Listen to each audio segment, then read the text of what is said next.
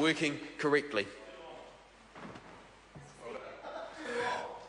I recognise the Honourable Member Holly Walker. Tēnā koe, Mr Speaker. Tēnā koe. Mr Speaker, the Green Party supports the objective of a fair, transparent child support scheme to provide financial support to children whose parents or caregivers can't mutually agree on what financial contributions they will make to support their children. And that's the starting point for considering this legislation.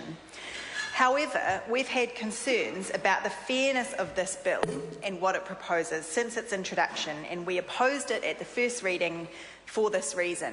We'll continue to oppose it, and I'm pleased to see that the Labour Party has now joined us in that opposition.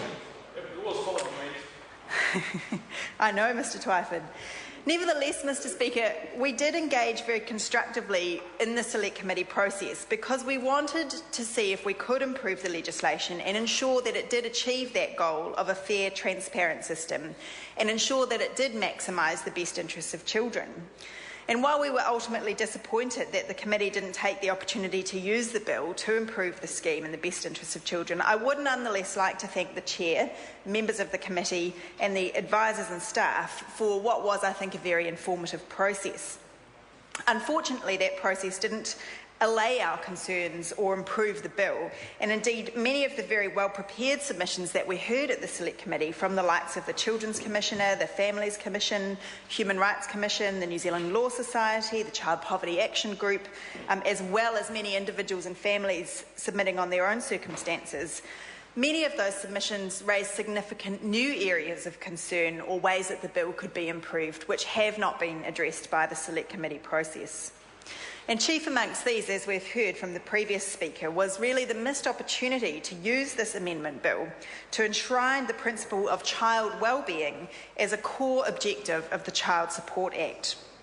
This could easily have been done by inserting a clause requiring that the best interests of the child be paramount in the administration of the child support scheme, and that could have been easily inserted into the Principal Act. It was ruled to be within scope of the bill for the committee to consider this amendment, and yet government members blocked a request to write to the Minister to request that this amendment be advanced, and they also blocked a request to seek further advice from officials on the point, which I think was a real shame. It was a great shame because inserting a clause like this would have helped New Zealand to meet our international obligations under the United Nations Convention on the Rights of the Child. And it's timely that we should be considering this, Mr Speaker, because on March the 13th, New Zealand will mark 20 years since the ratification of the United Nations Convention on the Rights of the Child. And yet here we are 20 years later, passing up an opportunity to demonstrate our commitment to that important international agreement by enshrining the rights of the child in our child support scheme. And if you can't enshrine the rights of a child in the child support scheme, Mr Speaker, I do wonder where we do enshrine them. Now, Mr Speaker, a commitment in the purposes of the Act to maximise the best interests of the child would, of course, therefore flow through to a number of other improvements elsewhere in the bill, which unfortunately have also been disregarded by government members. So at the committee we heard from a number of submitters, including Child Poverty Action Group and the Children's Commissioner, that the child support scheme could play a much more significant role in reducing and eliminating child poverty in New Zealand, which is obviously a huge problem facing the country, that the child support scheme could help with that if it allowed for the pass-on of child support payments to parents who are reliant on benefits, and if it allowed for advance payments to guarantee child support to receiving parents even if the liable parents were late or behind in their payments.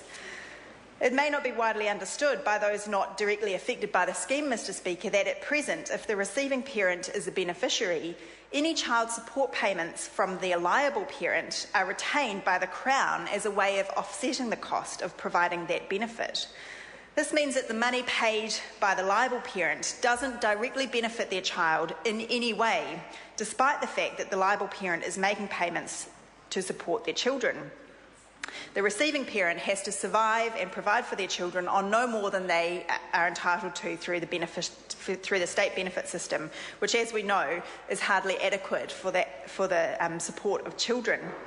So this is both a huge disincentive to liable parents to meet their child support obligations, since they know that their money won't directly benefit their child in any way, In fact, Mr. Speaker, there's ample international evidence that allowing child support payments to be passed on to parents who receive a benefit definitely and substantially improves the level of compliance amongst liable parents to meet their obligations, because those parents who have liabilities under the child support at the moment think, what's the point of meeting my obligations and making my child support payments if I know they're not even going to reach my child?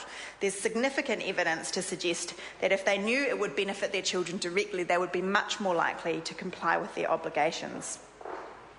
Passing on child support payments to receiving parents who are reliant on benefits would also directly improve the lives of thousands of children, and it would help to relieve child poverty, because there is a significant correlation and crossover between the children of parents who are reliant on benefits and reliant on child support and those living in child poverty.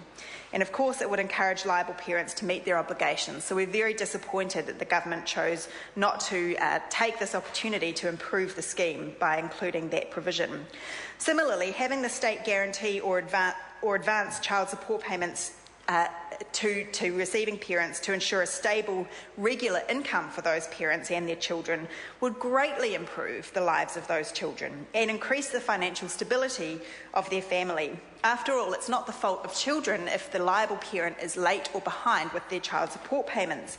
They have the same physical and emotional and practical needs that need to be met, it's of considerable benefit to their receiving parent if they're able to budget accordingly and know that they have a guaranteed income from child support coming in at the same time every week. So again, advancing a state guarantee or advance of child support payments would have been a significant improvement on this bill, which was passed up.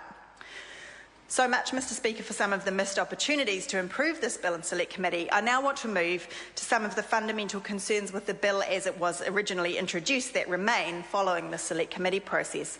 And the most fundamental of these is the complexity of the new child support formula that it introduces.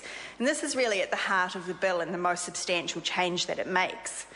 Now, officials acknowledged to the Select Committee that the new child support formula in the bill is much, much more complicated than the formula that it replaces, which is already reasonably complex and difficult for parents to understand. But the new formula introduces a large number of new variables that would make it very difficult, if not impossible, for the average parent to calculate their entitlements or liabilities without the assistance of an accountant. And I challenge the Minister, the Honourable Peter Dunn, when he says that it would be something that parents wouldn't require any special support in order to be able to calculate. In fact, as we heard from the previous speaker, it's an incredibly complicated formula and will be incredibly difficult for parents to negotiate themselves. Now, this complex formula detracts from the simplicity, the efficiency and the transparency of the child support system, which was a point made by the Law Society in its submission. And, Mr. Speaker, it's a fundamental tenet, I think, that parents should be able to easily understand their liabilities and entitlements so that they can have confidence in the fairness of the child support scheme. And the new formula makes this incredibly difficult. And not only that, but it's so complicated that it will put the IRD's already creaking and groaning IT system under considerable strain. And we heard from officials that it will require fundamental changes to the administrative systems of IRD in order to be able to implement the changes in this bill. And in fact, so fundamental are those changes, we've had to delay by a year the introduction of this bill so that the IRD can get its systems up to scratch to introduce this complex new formula.